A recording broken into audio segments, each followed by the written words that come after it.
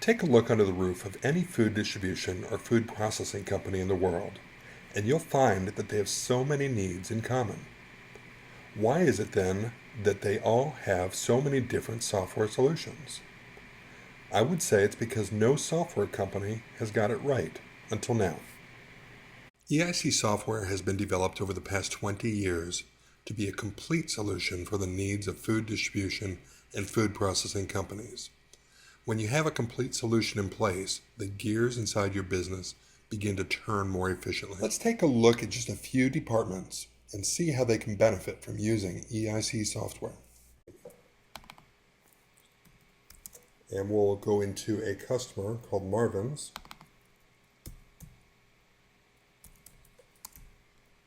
And I can look at the order guide of what that customer buys.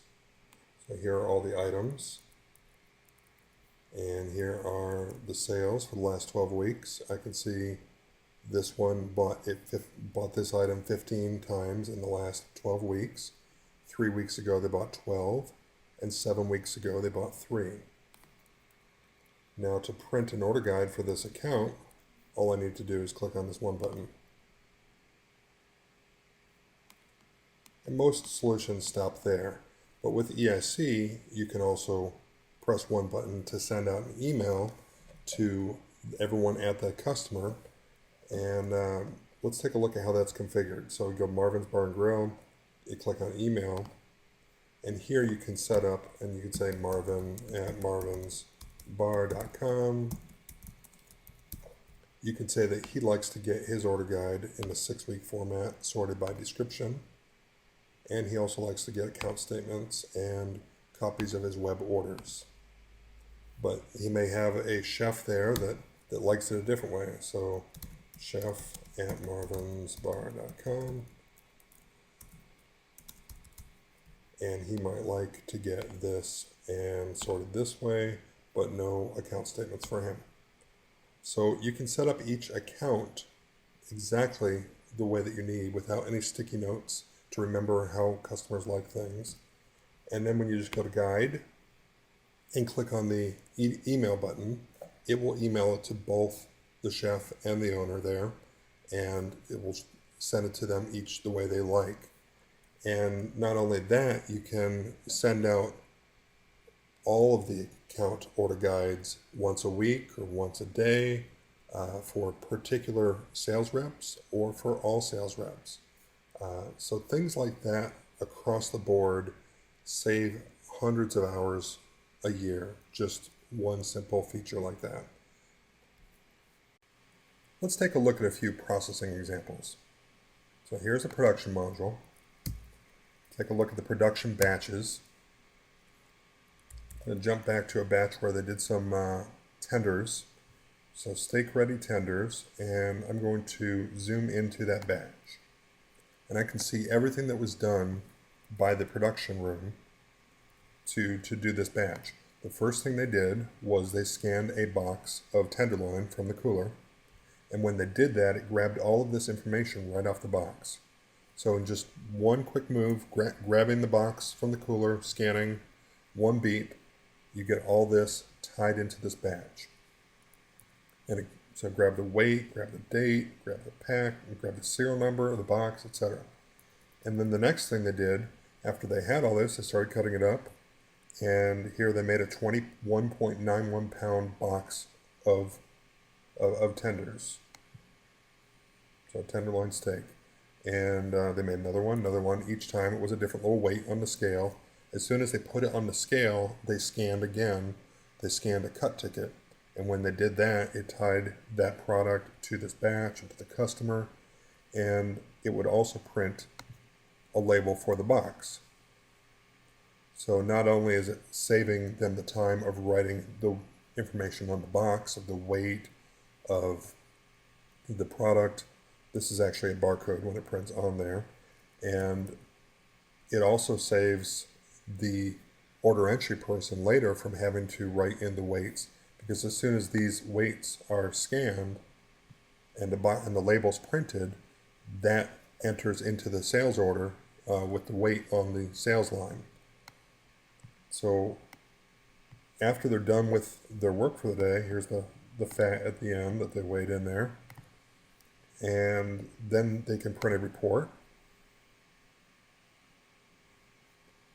And you see the profitability of this batch. So here's your inputs.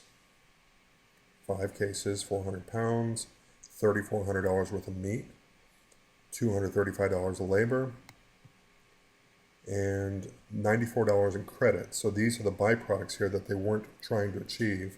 So these trimmings and stir-fry frozen meat are valued at a standard cost of $3 a pound and 35 cents a pound. So that all added up gets to be $94. We subtract that out. We have nothing going back into stock here. If we had 100 pounds of this going back into the cooler, we could put that in as a work in progress, and it would value this here and take that off. So the spread value is what's left over, and that gets split up between these different finished good products. And so you see here the different yields on these products and the cost based on today's production. Today it costs you $15.10 to make this per pound. Take a look at another one here real quick.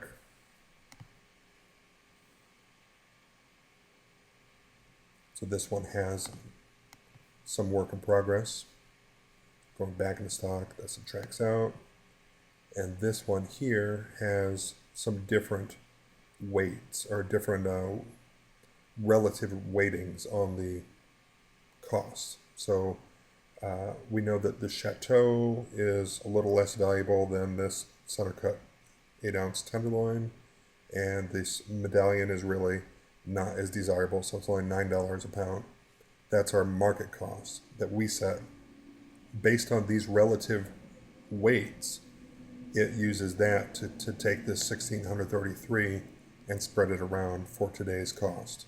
So today it costs you $20.28 a pound to make this beef Chateau. Okay, let's take a look at another meat processing company. This one processes chicken. I'll zoom into purchasing and inventory control here. And let me find an item here to look at. Let's look at this one. I'm going to hit the history on it. Here's the sales history on it. I'm going to jump over to the production history.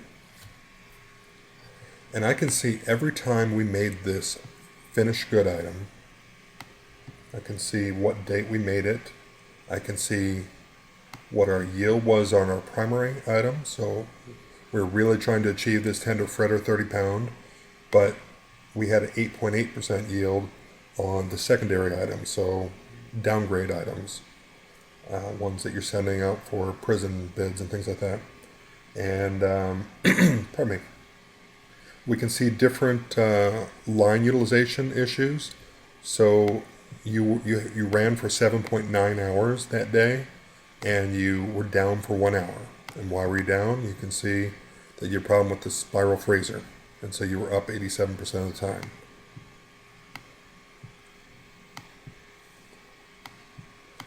A lot of information there. And then you can see labor hours. You had 316 man hours of labor on that production run, $2,400. And you see it was 7.76 cents a pound, and your target was 9 cents a pound. So you did okay there. You saved $409 based on budget. Your cost per pound was $1.41 for the product and 7 cents for the labor, so $1.48 total. And then you can see also a breakdown here that your meat was $1.07, your labor was $7, your marination was $2.4, your breading, your oil, your nitrogen, your packaging, all of those components there, you can see how you're doing over time. So you can see your meat cost was fluctuating between the low 90s and $1.07. Your labor cost was fluctuating a bit. It kind of spiked right here, so you can find out what was happening that day. Your breading cost looks like it's pretty stable. Your oil's pretty stable. Nitrogen pretty stable. So a lot of good information can be gleaned just from looking at this, just zooming into an item. Let's take a look in the production module of this company. And we're going to run a report for the month.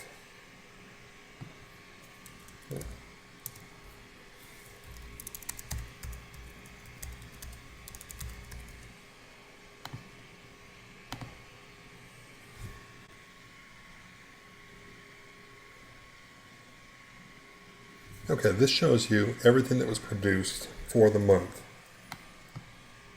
So here's shift number 1 on this day.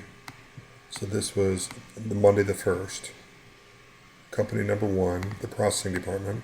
So here they're making some IQF tenders.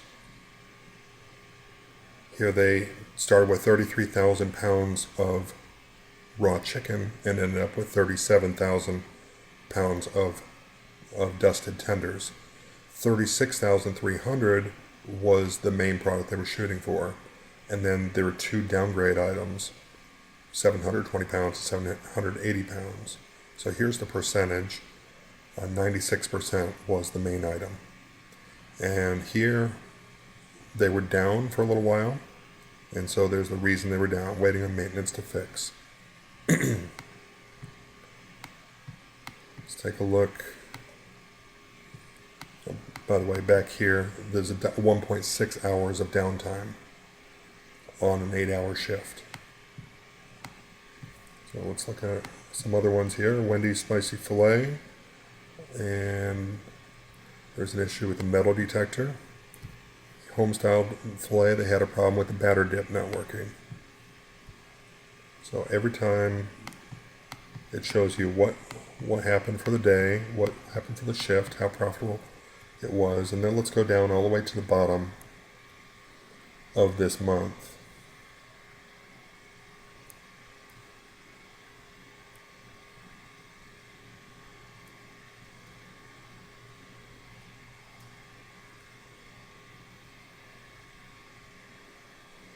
Okay, so at the bottom of the month, you see a grand roll-up of everything. So you had 7 million pounds of raw chicken come in, 8.3 million come out, and you were up 86% of the time.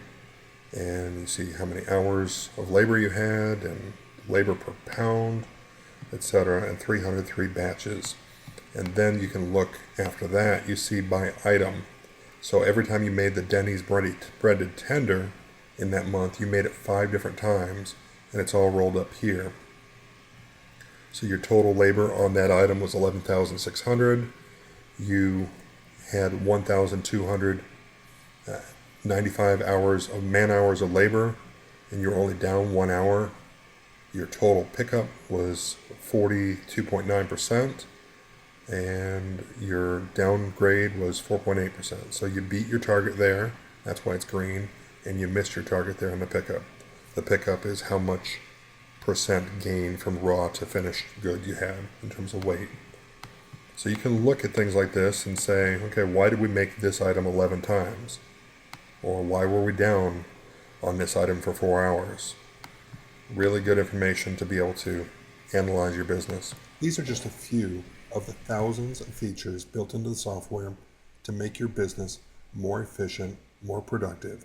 It doesn't matter if you're a meat company or a bakery or a wine distributor or a cheese manufacturer, a sausage maker. There are features in the software built in there for you to make your business run smoother. Please visit the website www.eicsoftware.com for more information, or email sales@eicsoftware.com if you have any questions and if you would like a proposal on moving forward with your business in EIC software.